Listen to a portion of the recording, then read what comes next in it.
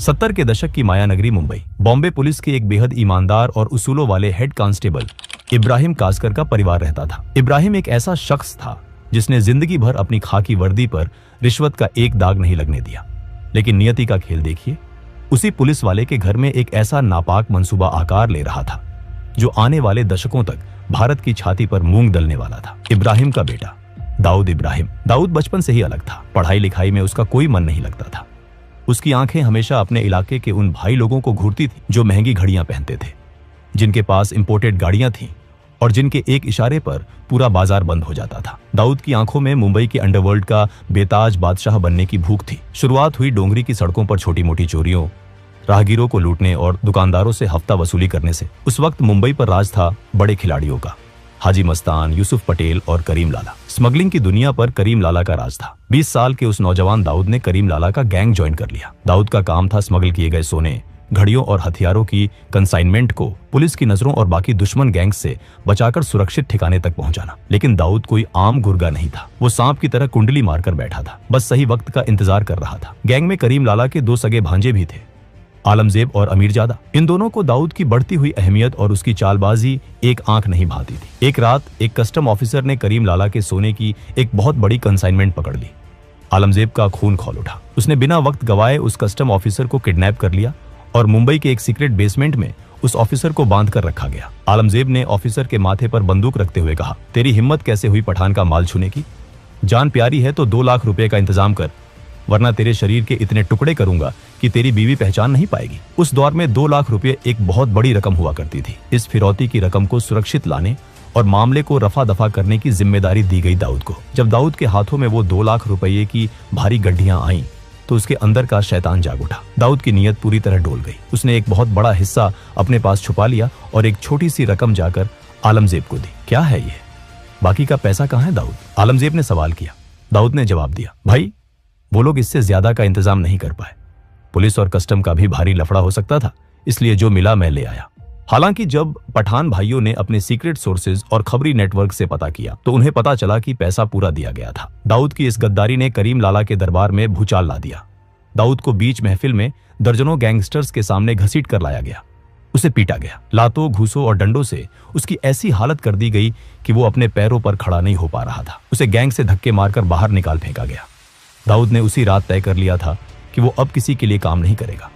वो खुद अपनी गैंग बनाएगा। उसने अपनी खुद की सिंडिकेट डी कंपनी की नींव रखी। उसने अपने भाइयों साबिर, इकबाल, अनीस और नूरा को अपने साथ मिलाया। अब वो सिर्फ स्मगलिंग नहीं कर रहा था, वो एक पूरी की पूरी पेशेवर फौज तैयार कर रहा था। दाऊद खुद एक एक लड़के को चुनता था। बॉम्बे की सड़कों पर अब रोज खून बहने लगा था। दाऊद गैंग और पठान गैंग के बीच की दुश्मनी अब नासूर बन चुकी थी। अंडरवर्ल्ड के पुराने डॉन जैसे हाजी मस्तान और यूसुफ पटेल समझ चुके थे कि अब हवा का रुख बदल रहा है। ये नई पीढ़ी खून बहाने से गुरेज नहीं करती। उन्होंने स्मगलिंग छोड़कर रियल एस्टेट और राजनीति का सफेद दामन थाम लिया था। साल 1981 दादर के एक पेट्रोल पंप पर जब रात के सन्नाटे में दाऊद का बड़ा भाई साबिर इब्राहिम अपनी फिएट कार में बैठा था, तभी पठान गैंग की गाड़ियां वहां आ रुकी। उन गाड़ियों से हथियारों से लैस शूटर निकले, जिनमें मुंबई का सबसे खूंखार और पढ़ा लिखा गैंगस्टर मान्या सुरवे भी शामिल था। गोलियों की बौछार से साबिर का सीना छलनी हो गया। कार के शीशे चकनाचूर हो गए और साबिर की लाश खून के तालाब में डूब गई। उसी रात दाऊद पर भी उसके घर के पास एक जानलेवा हमला हुआ, लेकिन किस्मत ने उसे बाल बाल बचा लिया। जब दाऊद अस्पताल पहुंचा और उसने अपने बड़े भाई साबिर की खून से लथपथ ठंडी लाश देखी तो उसके अंदर का बचा खुचा इंसान हमेशा के लिए मर गया। आज के बाद मुंबई की सड़कों पर पठान गैंग का एक भी आदमी जिंदा सांस नहीं लेगा। उन्हें उनके घरों में घुसकर मारूंगा, ये मेरा वादा है साबिर भाई, दाऊद ने कसम खाई। आलमजेब समझ गया था कि दाऊद अब एक पागल हाथी की तरह हो चुका है, जिसे रोकना नामुमकिन है। अपनी जान बचाने के लिए आलमजेब ने रातों रात मुंबई छोड़ दी और गुजरात को अपना नया बेस बना लिया। गुजरात में पठान गैंग के पुराने और मजबूत कॉन्टेक्ट थे। वहां के भ्रष्ट पुलिस वालों और लोकल गुंडों से उनके गहरे रिश्ते थे। लेकिन दाऊद कहां रुकने वाला था। उसने अपने ऑपरेशंस का दायरा बढ़ाते हुए गुजरात में भी अपने पैर पसारने शुरू कर दिए। उसने गुजरात के मशहूर स्मगलर लल्लू जोगी से हाथ मिलाया। उसका सिर्फ एक मकसद था, आलमजेब को उसके ही गढ़ में घुसकर कुत्तों की मौत मारना। दाऊद ने अपनी कुटिल चालाकी से आलमजेब पर गुजरात पुलिस में एक झूठा केस दर्ज करवा दिया ताकि पुलिस उसे पकड़े और दाऊद अपने आदमियों के जरिए उसे जेल के अंदर ही खत्म कर दे। लेकिन यहाँ दाऊद का पासा उसी पर उल्टा पड़ गया। 1983 में गुजरात पुलिस ने एक सीक्रेट और सटीक सूचना के आधार पर छापेमारी की और दाऊद को लल्लू जोगी के साथ अवैध हथियारों के साथ रंगे हाथों पकड़ लिया। उसे कोफेपोसा कानून के तहत गिरफ्तार कर जेल में डाल दिया गया। ये खबर मिलते ही आलमजेब ने तुरंत दाऊद के गुर्गों पर ताबड़तोड़ हमले शुरू कर दिए। दाऊद के 2 सबसे खास आदमियों को बीच सड़क पर गोलियों से भून दिया गया। दाऊद को जेल की सलाखों के पीछे ये एहसास हो गया कि गुजरात में आलमजेब को मारना मुश्किल है। जैसे ही वो बेल पर छूटा, उसने तुरंत वापस मुंबई का रुख किया। अब दाऊद एक मौके की तलाश में था और वो मौका उसे मिला 6 सितंबर 1983 को। आलमजेब का भाई अमीरजादा को एक पुराने आपराधिक केस के सिलसिले में मुंबई के सेशन कोर्ट में पेश होना था। दाऊद जानता था कि ये काम कोई आम जाना पहचाना शूटर नहीं कर सकता, क्योंकि पुलिस हर चेहरे को जानती थी। इसके लिए उसने अंडरवर्ल्ड के उभरते सितारे बड़ा राजन की मदद ली। राजन ने एक दुबले पतले बेहद कम उम्र के लड़के डेविड परदेसी को चुना। डेविड दिखने में किसी कॉलेज जाने वाले सीधे सादे लड़के जैसा था। कोर्ट रूम खचाखच भरा हुआ था। भारी पुलिस बंदोबस्त था। जज अपनी कुर्सी पर बैठे थे और अमीरजादा कटघरे में खड़ा था।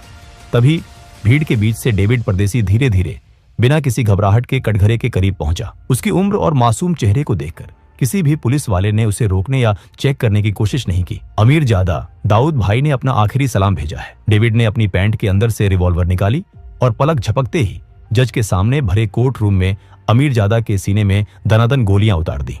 कोर्ट रूम में चीख पुकार और भगदड़ मच गई। अमीरजादा वहीं ढेर हो गया। पुलिस ने तुरंत झपटकर डेविड को पकड़ लिया, लेकिन दाऊद जो संदेश देना चाहता था वो पूरे भारत के अंडरवर्ल्ड और पुलिस महकमे तक पहुंच चुका था।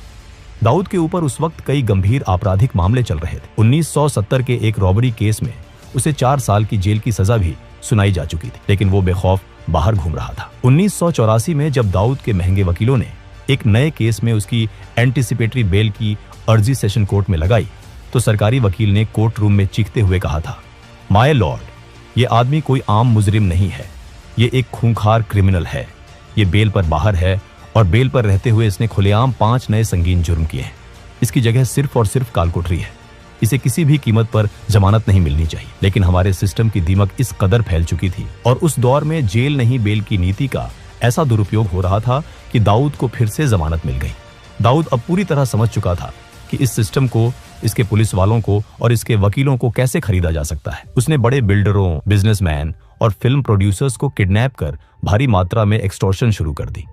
उसने ये सारा काला धन रियल एस्टेट और बॉलीवुड में लगाना शुरू किया। लेकिन वो ये भी जानता था कि मुंबई पुलिस के कुछ जाबाज अफसर अब उसके खून के प्यासे हो चुके हैं और सुप्रीम कोर्ट का फंदा कभी भी उसके गले में कस सकता है। 1985 के अंत तक जब आखिरकार सुप्रीम कोर्ट से दाऊद के खिलाफ अरेस्ट वारंट जारी हुआ, तब तक बहुत देर हो चुकी थी। दाऊद इब्राहिम हमेशा के लिए भारत से फरार होकर दुबई पहुंच चुका था। लोगों को लगा कि अब डी कंपनी का पतन हो जाएगा, लेकिन दाऊद ने दुबई में बैठकर अपने सिंडिकेट को एक मल्टीनेशनल कॉरपोरेशन की तरह चलाना शुरू कर दिया। बड़े बड़े पॉलिटिशियन, बिजनेसमैन और बॉलीवुड के नामी सितारे जब भी दुबई जाते तो दाऊद के दरबार में हाजिरी लगाना नहीं भूलते थे। उसी दौरान फिल्म मैगजीन्स में ये अफवाहें भी उड़ने लगी कि दाऊद का बॉलीवुड की एक बहुत मशहूर और खूबसूरत एक्ट्रेस के साथ अफेयर है और उनकी एक बेटी भी है। दुबई में बैठकर भी मुंबई पर दाऊद की पकड़ जरा भी ढीली नहीं हुई थी। उसने भारत के हर बड़े स्टेट में अपने एजेंट्स, हिटमैन और शार्प शूटरों का एक बड़ा नेटवर्क खड़ा कर लिया था। रोमेश शर्मा जैसे पॉलिटिशियन से लेकर अहमदाबाद के खूंखार गैंगस्टर अब्दुल लतीफ और यूपी के किडनैपिंग किंग बबलू श्रीवास्तव जैसे लोग अब दाऊद के इशारों पर नाचते थे। मुंबई में दाऊद का सारा काम उसका एक बेहद खतरनाक गुर्गा रमा नायक संभाल रहा था। रमा नायक ने दाऊद के इशारे पर कई लोगों को मौत के घाट उतारा और धीरे धीरे वो खुद को मुंबई का असली बॉस समझने लगा। वही दाऊद ने भांप लिया कि रमा नायक की बढ़ती ताकत भविष्य में उसके लिए एक बहुत बड़ा खतरा बन सकती है। दाऊद ने रमा को खत्म करने के लिए एक बेहद शातिर चाल चली। रमा नायक का एक राइट हैंड था, बाबू रेशम। दाऊद ने पुलिस के अपने घूसखोर सूत्रों का इस्तेमाल करके पहले बाबू रेशम को पुलिस लॉकअप में बंद करवाया और फिर दाऊद ने अपने दूसरे वफादार गुर्गों को भारी पैसा देकर पुलिस लॉकअप के अंदर ही बाबू रेशम का बेरहमी से कत्ल करवा दिया। इसके तुरंत बाद दाऊद ने दुबई से रमा नायक को फोन किया। रमा, बाबू को महेश ढोलकिया ने पुलिस से मिलकर मरवाया है, उसे छोड़ना मत। महेश ढोलकिया एक बड़ा होटलियर था। रमा नायक, जो अपने साथी की मौत से बदले की आग में अंधा हो चुका था, उसने बिना कुछ सोचे समझे अपने साथी अरुण गवली के साथ मिलकर महेश ढोलकिया को दिन दहाड़े मौत के घाट उतार दिया। लेकिन कुछ समय बाद जब रमा को अंडरवर्ल्ड के सूत्रों से सच्चाई पता चली कि महेश ढोलकिया बेकसूर था और बाबू रेशम की हत्या की पूरी साजिश दाऊद इब्राहिम ने ही रची थी, तो वो भड़क उठा। रमा नायक ने बगावत कर दी। उसने दाऊद के उन बिल्डरों और व्यापारियों को पकड़ पकड़ कर लूटना और पीटना शुरू कर दिया जो डी कंपनी को प्रोटेक्शन मनी देते थे। अब से दाऊद को एक पाई का हफ्ता नहीं जाएगा। दुबई में बैठा वो भगोड़ा अब मुंबई का बॉस नहीं है, मुंबई का बाप अब मैं हूं, रमा ने खुलेआम ऐलान कर दिया। रमा नायक की मौत के बाद उसके गैंग और दगड़ी चौल की कमान उसके सबसे वफादार और खूंखार साथी अरुण गवली के हाथों में आ गई। गवली जानता था कि उसके गुरु को दाऊद ने ही चालाकी से मरवाया है। अब मुंबई की सड़कों पर डी कंपनी और गवली गैंग के बीच एक ऐसा खूनी खेल शुरू हुआ जिसने पूरे शहर को दहला कर रख दिया। गवली ने सबसे पहले दाऊद के मुंबई के ऑपरेशन संभालने वाले मैनेजर सतीश राजन को मरवा दिया। ये दाऊद के लिए एक बहुत बड़ा झटका था। बौखलाए हुए दाऊद ने गवली के खास आदमी अशोक जोशी और उसके पूरे गैंग को एक साथ खत्म करवा दिया। अरुण गवली ने अब दगड़ी चौल को एक किले में तब्दील कर दिया और अपनी फौज खड़ी करनी शुरू कर दी। उसने बेरोजगार और भटके हुए युवाओं को भारी पैसा देकर अपने गैंग में शामिल किया। उसने दगड़ी चौल के अंदर ही साउंड प्रूफ शूटिंग रेंज बनवाई जहां इन लड़कों को AK-47 स्टीन गन और आधुनिक हथियारों को चलाने की कड़ी मिलिट्री जैसी ट्रेनिंग दी जाने लगी।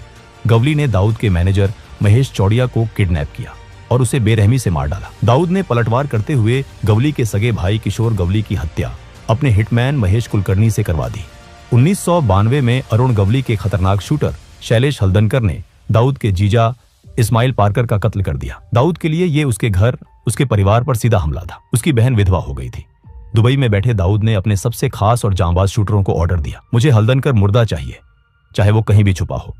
शैलेश हल्दनकर उस वक्त एक पुराने हमले में घायल होने के कारण मुंबई के JJ हॉस्पिटल में भारी पुलिस सुरक्षा के बीच भर्ती था। दाऊद के शूटर, जिनमें सुभाष सिंह ठाकुर और सुनील सावंत शामिल थे, AK-47 लेकर सीधे अस्पताल में घुसे। उन्होंने वार्ड में घुसते ही अंधाधुंध गोलियां बरसानी शुरू कर दी। 400 से ज्यादा गोलियां चली।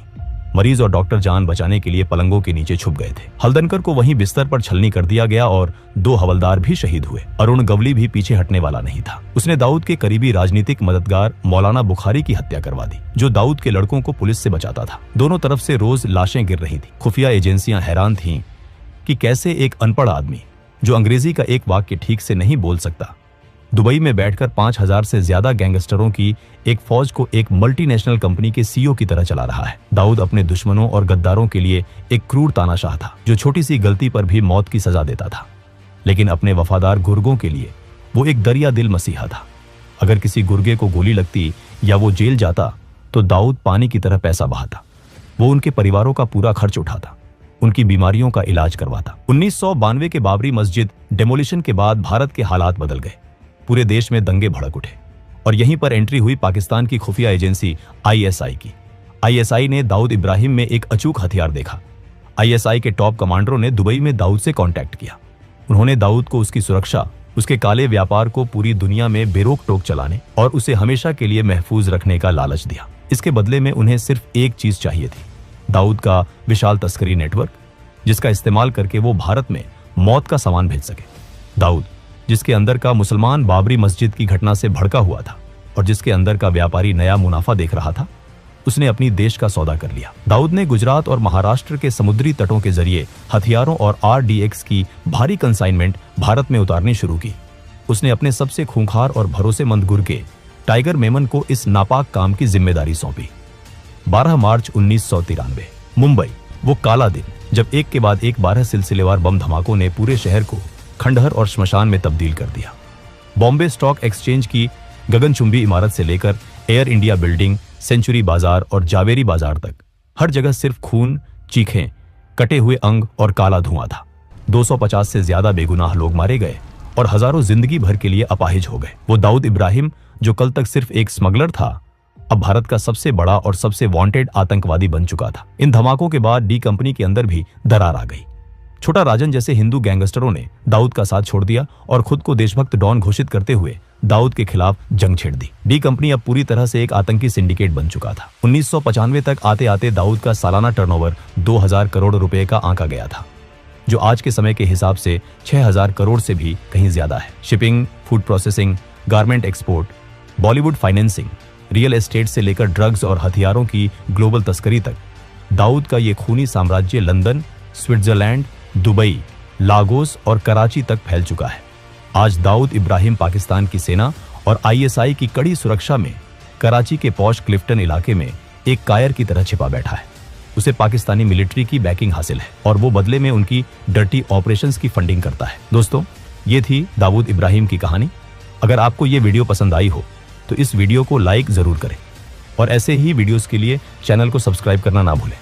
मिलते हैं अगले वीडियो में, तब तक के लिए जय हिंद, जय भारत।